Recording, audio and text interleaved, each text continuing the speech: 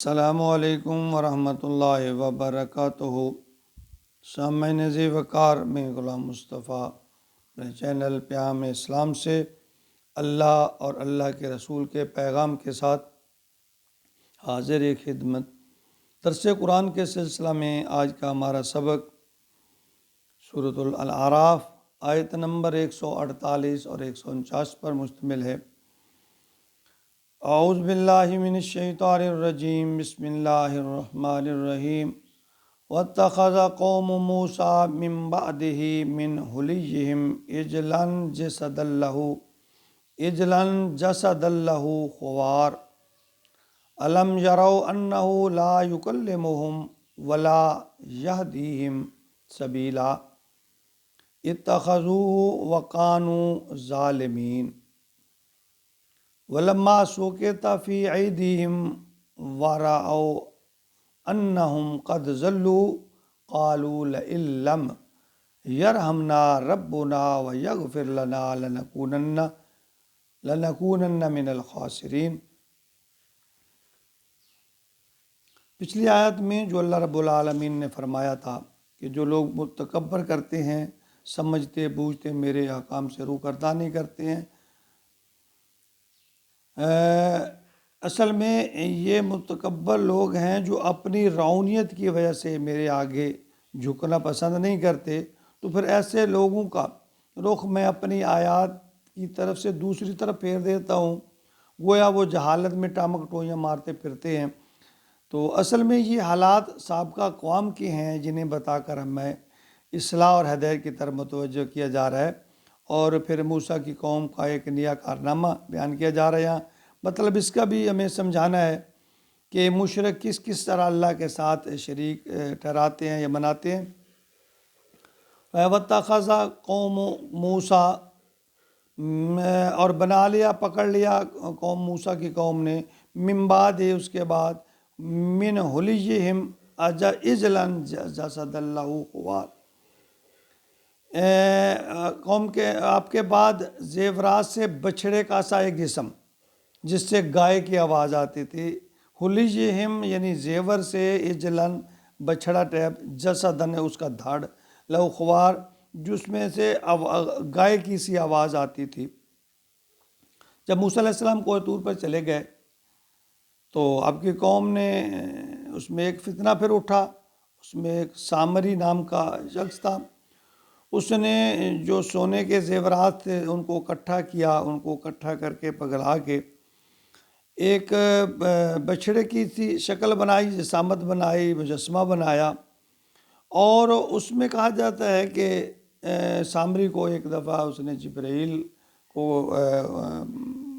گھوڑے پر یا گھوڑی پر سوار ہوتے گزرتے دیکھا، تو اس نے اس کی سموں کے نیچے سے وہ مٹی اٹھا لی، وہ مٹی اس میں شامل کر دی۔ تو اس میں یا تو وہ سوراخ جو اس نے بنائے تھے ان کی وجہ سے، یا اس مٹی کی وجہ سے اس بچھڑے سے جو ہے وہ ڈکار جیسی، جس طرح گائے کی ایک آواز آتی ہے تو آواز نکلتی۔ سامری کہنے لگا کہ موسیٰ بھول گیا ہے، اس کو مغالطہ ہو گیا ہے، اللہ تو یہاں موجود ہے، یہاں یہ اللہ ہے، یعنی اس بچھڑے کو اس نے نعوذ باللہ معبود قرار دیا۔ تو اس معاملے میں حضرت موسیٰ علیہ السلام یعنی جب اللہ کے ہاں گئے تھے تو محبت اور جذبہ اشتیاق میں وہ تھوڑی دیر پہلے ہی یعنی کوہ طور پر چلے گئے، یعنی جو وقت مقرر تھا تو اس سے تھوڑی دیر پہلے ہی چلے گئے کہ اللہ مجھ سے خوش ہوں گے، مگر وہاں جا کے اور ہی معاملہ ہو گیا جس کا ذکر سورۃ میں اللہ تعالیٰ نے فرمایا وَمَا أَعْجَلَكَ عَنْ قَوْمِكَ يَا موسیٰ، تو موسیٰ کو، اے موسیٰ، اللہ تعالیٰ نے جو ہے وہ ڈانٹ دیا، تم اپنی قوم کو چھوڑ کر قبل از وقت کیوں آ گئے ہو؟ تو اس پر موسیٰ نے کہا وَأَجِلْتُ إِلَيْكَ رَبِّي لِتَرْضَىٰ، کہ اے میرے اللہ، میں تیری محبت سے، گفتگو کے اشتیاق سے، یعنی شوق سے جلدی آ گیا ہوں، یعنی فرتے جذبات، فرتے اشتیاق میں توقع تھی انہیں کہ شاباش ملے گی، لیکن اللہ نے تو ڈانٹ پلا دی۔ قال فإنا قد فتنا قومك من بعدك وأضلهم السامری، اللہ تعالیٰ نے فرمایا تو عجلت میں یہاں آ گیا ہے، اور تیرے بعد جو فتنہ ڈال دیا ہے سامری نے تیری قوم میں، انہیں گمراہ کر دیا ہے، تو اس کی تو خبر لیتا۔ یعنی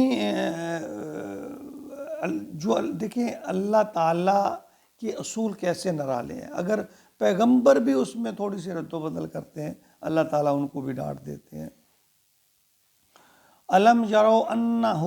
لا یکلمہم ولا یہدیہم سبیلا، کیا انہوں نے غور نہیں کیا کہ نہ وہ اس سے کوئی بات کر سکتا ہے نہ اسے راستہ بتا سکتا ہے۔ یعنی جو بچڑا تھا، قوم تھی، اس میں سے جو گائے کی آواز انہوں نے دیکھی، وہ بامعنی بات تو نہیں تھی، لیکن قوم چونکہ جاہل تھی، تو اللہ فرمانے الم یرو انہ، کیا انہوں نے اس پر غور نہیں کیا، لا یکلمہ، اس سے بات بھی نہیں کرتا، ولا یہدیہم سبیلا، نہ اس کو سیدھی راستہ بتا سکتا ہے، اتخذہ وکانوا ظالمین، اس کو وہ بنا بیٹھے، وہ تو یعنی معبود بنا بیٹھے اس کو۔ فرمایا فلما سوقتا فی ایدیہم، اور جب ان کے ہاتھوں کے طوطے اڑ گئے، وَرَأَوْا أَنَّهُمْ قَدْ ضَلُّوا، یعنی انہیں احساس ہوا تو وہ گمراہ ہو گئے ہیں، قَالُوا لَئِن لَّمْ يَرْحَمْنَا، تو انہوں نے کہا کہ ہمارے رب ہم پر رحم فرما،